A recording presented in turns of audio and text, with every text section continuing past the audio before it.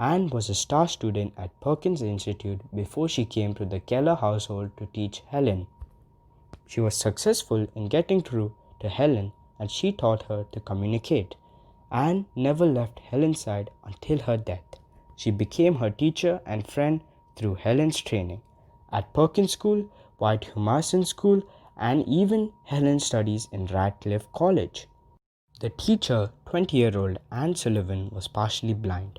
At Perkins, she had been instructed how to teach a blind and deaf student to communicate using hand alphabet signaled by touch into the student's palms.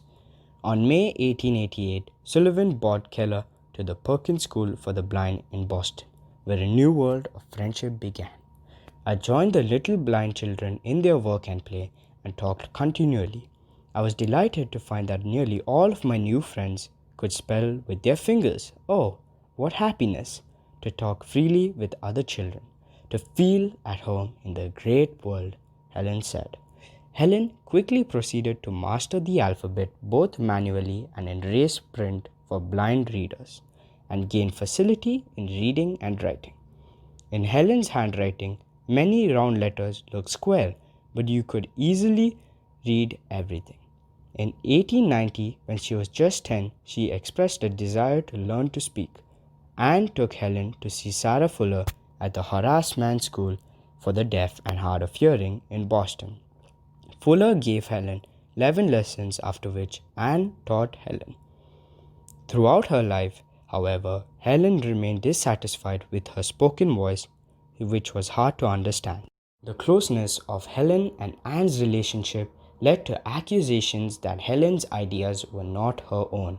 Famously, at the age of 11, Helen was accused of plagiarism. Both Bell and Twain, who were friends and supporters of Helen and Anne, flew to defense of both pupil and teacher and mocked their detractors. A letter was sent from Mark Twain to Helen lamenting that plagiarism farce. She was the first blind and deaf person ever to graduate a university. She graduated at Radcliffe College in 1904, and this was also one of her greatest achievements. Helen Keller had a lot of accomplishments in her life. One of the first ones was that she wrote 12 books during her lifetime. She wrote her autobiography when she was in college. It was called The Story of My Life. The next accomplishment that she learned was to read in French, German, Greek, and Latin in Braille. She had also visited about 39 countries giving speeches. She tried to help other people